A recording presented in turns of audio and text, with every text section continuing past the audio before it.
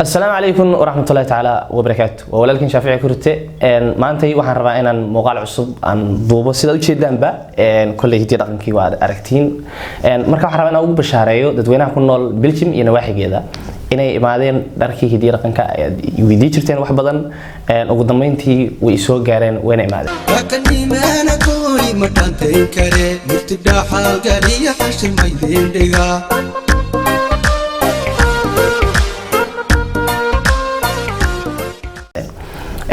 marka waxaan rabaa in kulli aanu bahalkii kulli aanu saan ugu tala galay dharka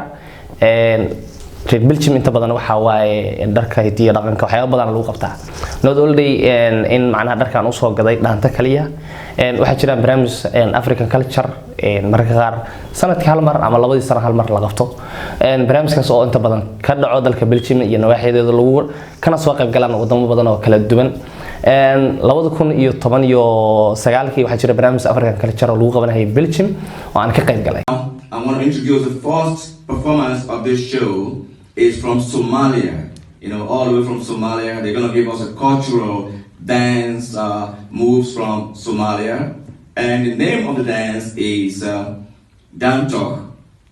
And the name of the group is Indio Tanga, right? All right, barnaamijkaas ma ay kuma arag runtii wax Soomaali oo wadato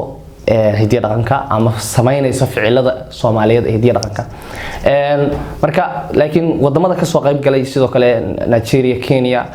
Ghana wadamo badan ka soo qayb galo Afrika ka socday oo badan Africa culture waaye barnaamijkaas sanadkii ama labadii sano hal mar la qabtaa marka waxaan rabay in aan taas oo kale tan aan uga qayb galo haday macquul tahay oo ay hirgasho aniga iyo asxaabteyda ila wadaan sidoo kale barnaamijka hidii dhaqanka sidoo kale inaan ugu bashaareeyo dadka ay weydii jiray ee qabsanay barnaamijka gaagaabayda ama barnaamijyada aroosyada kaleete iyo barnaamijyada xalfadaha gaaban dhalashada kaleete barnaamijyadaas dad waxa jiro danaynahayo dharka hidii dhaqanka in ay xirtaan siyaabo kala duwan haday tahay inay sawir ku galaan iyo haday rabaan in ay markaas isticmaalaan oo ay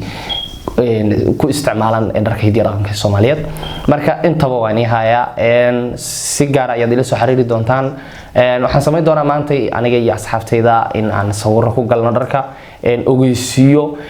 inta marka ka soo laabto sidoo kale wadamada laga rabo dharka laga soo weydiiyay inta badan waxa kamid ah dalka Holland oo dariskayga dalka igu dhow ah iyo dalka Faransiiska iyo Germany saddexdaas wadan iyo Belgium taa aniga aan joogo saddexdaas wadan ayaa inta badan laga weydiiyay dharka halka lagu qabto barnaamijkan ku sheegayo Africa culture oo sanadkii laba mar lagu qabto Belgium halka Germany waxa lagu qabtaa sanadkii laba mar Belgium halka lagu qabto sanadkii laba mar Germany waxa lagu qabtaa sanadkii saddex mar iyo waxa ka badan marka dad badan oo u baahan dharkaas way jiraan dabcan marka dadkaas waxaan dhihi karaa si gaar ah ila soo xiriir ayakana waxaan ka wada faalo doonaa dharka ganacsigiisa laakiin inta badan dharku waa kiro taa marka ka soo laabto waxa jiro malxiisiyooyinkii oo ayakana 5 xabba ah iyo 8 ruux hadaan dharka macnaha u soo laabto xaqiisina falanqeeyo waa 8 ruux oo 4 iyo 4 ah 4 wiil iyo 4 gabdhood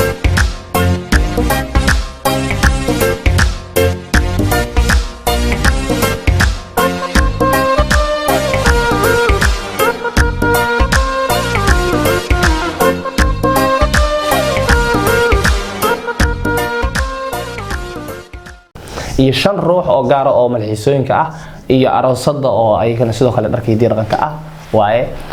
dharku intaas ay u kala baxaan marka kulay sida loo kareeyo iyo hawka kale aniga ayaa la soo xiriiri doonta taleefankaygu waa shaashada ku qoran oo jeedaan aniga ayaa si gaar ah ila soo xiriiri doontaan oo inii falaaqay doono haday tahay lacagta iyo waxyaabaha aan ku kareeyo dhamaantiinana aad baad mahadsantihiin marka waxa jiro barnaamijka oo aan sheegahayo oo inta badan dhaqanka marka laga saaro dadku waxa jiro dad badan oo kala qabsanahay xalfado kala duwan barnaamijyo kala duwan oo kala ah sida dhalashada kale sida arooska kale sida xalfadaha gaagaaban oo kale dad badan oo waxa jira marka dharka u baahan siyaabo kala duwan ay u rabaan haday rabaan inay sawir ku galaan haday rabaan inay ku wadaan barnaamijka intaba waxaan leenahay si gaar ah ayaad la soo xiriiri doontaan dadka i weydiinaya sidoo kale waxaan ugu bishaareynayaa dharkiinu soo gaaray oo aan dhawaan ka shaqo gali doono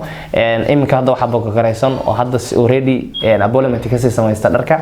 laba aroos oo soo socdaan oo midna ay tahay bisha nagu soo foodle midna ay tahay bisha 12aad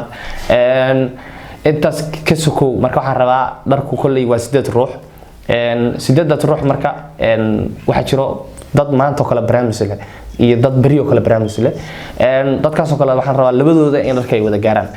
marka saas si ay ku kala badbaadaan appointmentiga ayaad isdol hadii ay macquul tahay waxaad soo wici kartaa barnaamijkaaga marka ay ka dhamantaa bil ama 2 bil si aad adiga ku ogaado oo dadkan kale tan ay u helaan adigana aad u heshay waayo dharkii maadaama ay yihiin